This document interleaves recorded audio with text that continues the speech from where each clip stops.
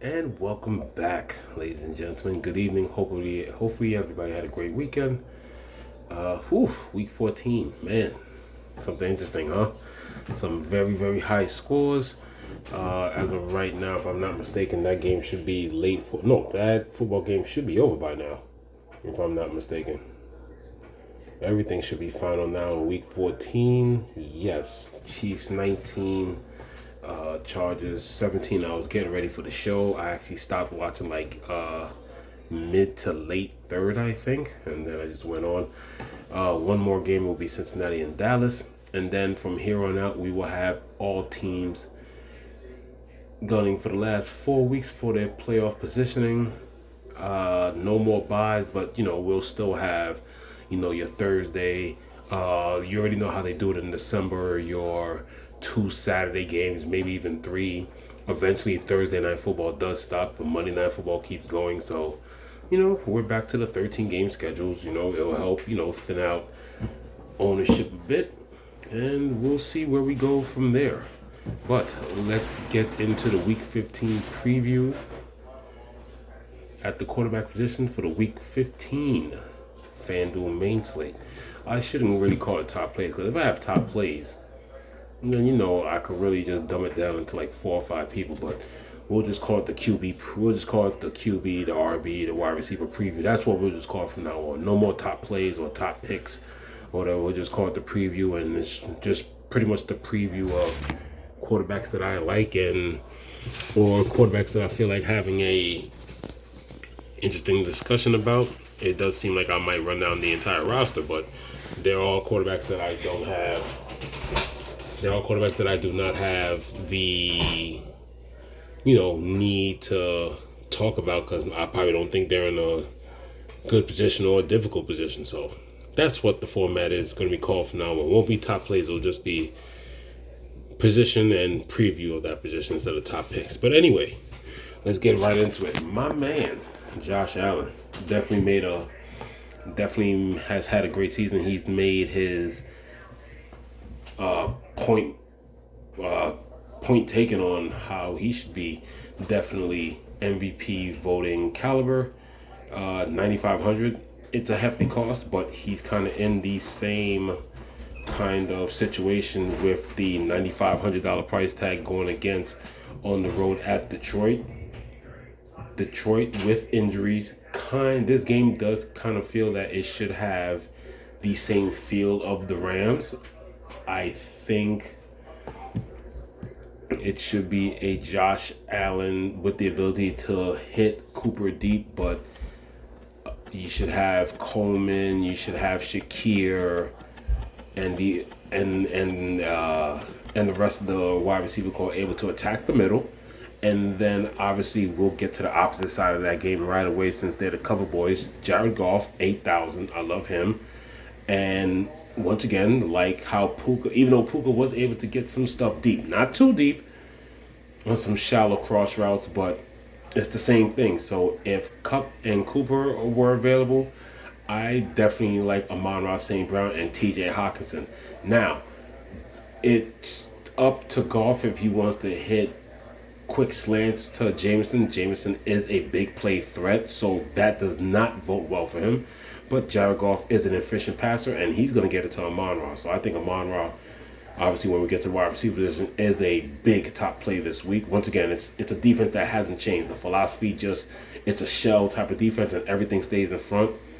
And Amon-Ra is one of those wide receivers that's just a great combo wide receiver. He could beat you short. He could beat you mid. He could beat you long. Each way, he's going to be a threat. And I like Hawkinson to go paired with an $8,000 Golf. But back to the wide receiver talk.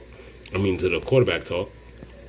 I like Lamar. Don't love Lamar. 9,000. This is definitely one of those games where off a bye, I see Henry. Just it's a scenario that plays out in the way of course, it can't, but it's a scenario that's similar to how people thought the Carolina Philly game was going to play out. If you're going to go Barkley, then why take the quarterback? If you're going to go Henry, why take Lamar? But if you think Lamar is going to scramble on his own like Hurts can on a QB sneak or whatever the case is to outduel to outdo Derrick Henry, by all means, take Lamar. I think Lamar would be a nice leverage spot. Another good matchup, Jaden Daniels at New Orleans. I mean, another guy coming off a bye. Those ribs are definitely should be 100% healthy by now. He's been picking up the pace with the running. I think with a week on the bye, healthy ribs, he should be ready to go at an 8,700. And then if you're looking to pretty much save $1,000, like I said, real life play, the Bengals are just falling apart.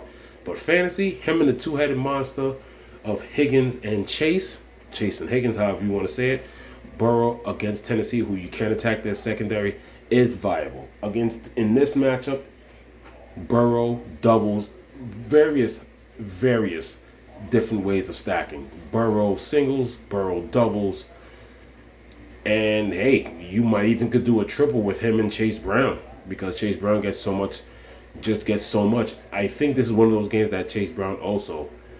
Tennessee, I did mention in last week's episode, Tennessee's defense is improving against the run, but Chase Brown gets so much volume, he will get a CMC type receiving load out the backfield. As we keep going down, Tua's on fire. I love him against Houston. I think it plays in his hand with Houston's blitz schemes, with the way he's spreading the ball. I think Tua doubles. Just like how Joe Burrow has the double option. I think Tua has the double option. They are pretty good at guarding the tight end. So Jonnu is an option, the way he's been targeting him, but I don't think it's the best matchup for Jonnu. But once again, Tua is another option to double stack. We already went over Goff. Not the best option, but the secondary is beatable. So that's why I kind of like Mahomes this week. He's had a pedestrian year. He's not breaking no 4,000, 5,000, or 40, 50 touchdown seasons or whatever. But if the line can protect him, because he's been getting sacked a bit, if the line can protect him, then Patrick Mahomes should be able to pick apart a bit with some of the talented young wide receiver core against Cleveland. Like I said, that secondary can be beat. The strength of Cleveland is the front seven. Kyler Murray, you just never know what you're going to get with him, but he is at home against New England. Bottom 10 defense. Has been playing better, but they're still a bottom 10 defense. Kyler Murray's scrambling ability is an option. 78. The way he's played, when you look at the stats and everything, 78 does seem a bit much for him. He seems to be more of a 75 and under quarterback to me. But obviously with his running ability, Kyler Murray has 25 point upside. I mean, he has 520 over 20 games, and I think he has 3 over 25 plus games. So, he has the capability. It's just that you just don't know sometimes what you're going to get with him per each week. You're either going to get a dull offense, can't move 12, 13 points. You might get the 17, 16, 18, but at the same time, he gave up an interception and lost the ball on a fumble, which takes away from 22, 23 point upside.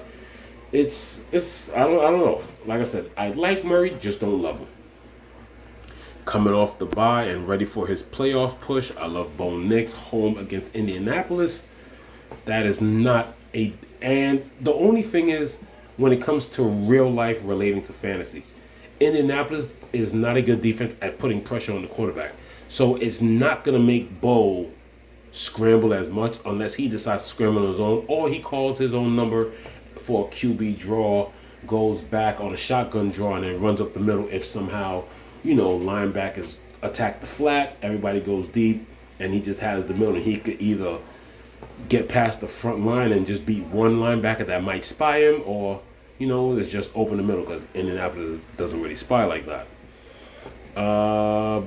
So that's just something to be worried about, but it is a nice price at that mid 7,000, 76, 75, 74 range. He's 76, so I don't know. I think this situation itself, just like how I say, like, attacking Buffalo underneath is a situation you need to monitor with LA last week. If they can't apply pressure to Bo Nix, he has no need to run, even though he has the capability to, so the running upside will be limited. I think there'll be a cap on it. But still doesn't matter. Bo Nix still delivers through the air, so that's why I like Bo Nix at his price. As we keep going down, Justin Herbert, pass funnel Tampa Bay as usual. Something I've been saying for 2-3 years. We all know this by now. I mean, why not? Why not? I'm pretty sure Herbert stacks will be cheap. Him in the mid sevens at 7,500. A Quentin Johnson and a Disley. Even though Disley did hurt his shoulder in this game. Quentin Johnson and Palmer, whatever you want to do, I think those stacks are fine because of how cheap they are. So it's definitely an option there with Justin Herbert. C.J. Stroud against Miami. He's definitely found his niche in the last few weeks. Nice consistent play. No booming numbers, of course, 7,400. But against Miami, good weather. Obviously, whether if he's in Miami or in the Dome, well, Houston's at home hosting. I do like C.J. Stroud, but here's the thing. What caps him is a strong running game in Joe Mixon. If Joe Mixon's going off, C.J. Stroud won't be needed. But like I said, still an option there to be used. And then, of course, just for that leverage against Seattle, who can be had in the secondary, I love Jordan Love, even though he's at Seattle, 7,400. What's annoying about Jordan Love is who do you stack him with? Because that's definitely a stack that I've gotten wrong. You might think it's Christian Watson and Reed, and then it might be Watson and Datavian Wicks, or it could be Reed, and then you think it's Dobbs and somebody else, and then it's Reed and then the tight end. So all I know is that looking at previewing this already, because I did preview a bit of the running back position, Josh Jacobs will definitely be one of my top plays going into next week. So, but Jordan Love, solid option. Definitely solid option, even though it's on the road. As we keep going down, my favorite pay downs, I'm sorry, but I'm just going to highlight this, but he hasn't really been doing much. I mean, the stats on Geno Smith fantasy-wise, 120-point game in the past 2 months, so he's just not playing well. He's just not playing well. Could he jump up and have one of the 20? Because I think he has 320s so far, plus FanDuel point games. But I don't know. Geno is not an option for me, even though that is a defense that can be attacked. But Green Bay's better to be attacked on the ground than through the air. It's just so limited. It's not an attractive matchup for what I think for Geno, and Geno just not an attractive pick for me this week. So I actually have 3 pay downs this week. Right there at the bottom of the 7,000s, I love Aaron Rodgers this week at Jacksonville. He's once again, Jets offense did look good for the second week in a row. Better weather. He's as long as it's not raining, of course, down there. No tropical downpours or anything like that. But hey, he looked good in Miami. He's gonna look good in Jacksonville. Threw for 339 today, 20.5, just above 20 fantasy points. So for 7,100, that's 3x. So you wouldn't mind that. That's another quarterback who has the option to being doubled with Devontae and Garrett Wilson. So I know both of those wide receivers, I'm not mistaken, are in the high 7s. One of them might be 8, so might be a bit pricey. Helps the fact that Rodgers is basically 7,000. If I'm not mistaken, if you double stack the 2 wide receivers without even looking at it, you're possibly looking at 23.5, maybe 24.5 in salary, and then you have to figure out the rest there. But Rodgers doubles is also an option that I like here. And then yes, I kind of do like these 3 guys here. They're cheap options. Even though I've been touting Arizona with the great ability to pressure the quarterback, I do like Drake May because he has scrambling ability just like Bo Nix. So Drake May can attack this, not impenetrable, but a very pressure style Arizona defense. They're middle of the field, but Drake May stacks will be cheap. He's 69. I'm liking Bryce Young the way he's been playing lately. Now, Dallas defense, I will give you a warning. Dallas defense is getting healthy, pressuring the quarterback. When you have your best pass rusher, basically your best defense playing Micah Parsons, yes, the defense will look different. So I definitely like Bryce Young. There's just a bit of concern right there with a healthy Dallas defense. with a lot of pride on the line, trying to finish off the year strong. You just gotta like the fact that Bryce Young has been playing well the last couple of games at home, and he's connected with Adam Thielen at least. So I don't know about doing doubles with him and like Tommy Tremble or anything like that, but I definitely like Bryce Young and Thielen singles. Those are in play. And then Cooper Rush. I mean, cheap against a Carolina defense, not the best cheap option. That's why I mentioned him last. Cooper Rush is playing a Carolina defense that is playing tough. Once again, I mentioned it last week. Carolina defense did the same thing last year. Last 4 or 5 weeks of the season, this week they seem to be improving. So it seems like this year they're going for the last 6, 7 weeks of the season. But the last month of the year, last year, basically December to the end, Carolina's defense was a very tough and stout defense. They were not giving up. They were not giving up anything more than 17 to 20 in that range. Like, people really had to work fantasy-wise. People were not booming against the Carolina defense as you saw today in the Philly game. Carolina really, really has turned it up, and they seem to have found their niche in how to operate and work together. So, all in all, Bryce Young is an option. Will be a low-owned option. I mean, this is definitely, even though it's a healthy Dallas defense, the situation itself, this is the easier, once again, and that number is false. Dallas is no longer, they don't play like not the last 2 games, they don't play like a 27th ranked defense. But I do like Bryce Young singles with Thielen. And yeah, that's pretty much it. Jake Haener most likely will be the starter next week. Broken hand for Derek Carr. It's not a throwing hand, but still, Derek Carr will be out of the season. So Jake Haener is basically the cheapest quarterback against Washington. I'm not interested at all. Not interested in the Saints whatsoever. So yeah, Cooper Rush is an option. But if you ask me, favorite pay down, without a doubt, Aaron Rodgers at 71. That is the end of the video. Thank you for tuning in. Wanted to get a head start on week 15. Good luck. Congrats to whatever you won in this past week. Good luck with your research going to week 15. Only a few weeks left, y'all. Football is already coming to an end, so let's finish the year strong. This is Grade A Fantasy with the quarterback preview for week 15 FanDuel main slate, and I'm signing off.